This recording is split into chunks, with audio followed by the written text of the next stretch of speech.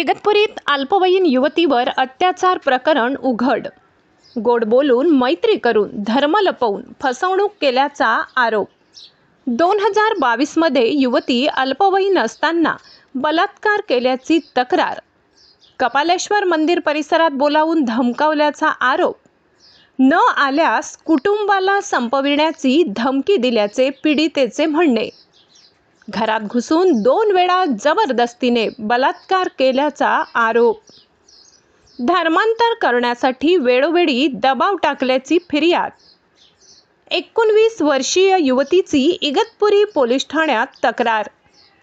संशयित आरोपी मुस्तफा शेख राहणार नाशिक याच्यावर गुन्हा दाखल.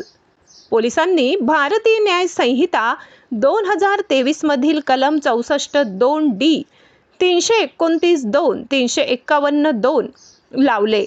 तसेच बालकांचे लैंगिक अपराधांपासून संरक्षण अधिनियम 2012 अंतर्गत कलम 4 व 6 अंतर्गत गुन्हा दाखल.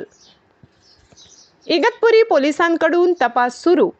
इगतपुरी पोलिसांनी तात्काळ घटनेचे गांभीर्य ओळखत संशयितास अवघ्या 4 तासात शालिमार नाशिक येथून केली अटक. संशयितास पोलिसांनी आज नाशिक येथील जिल्हा व सत्र न्यायालयात हजर केले असता न्यायालयाने 5 दिवसांची पोलीस कोठडी सुनावली आहे. महाराष्ट्र माझा न्यूज प्रतिनिधी भागीरथ आतकरी, इगतपुरी.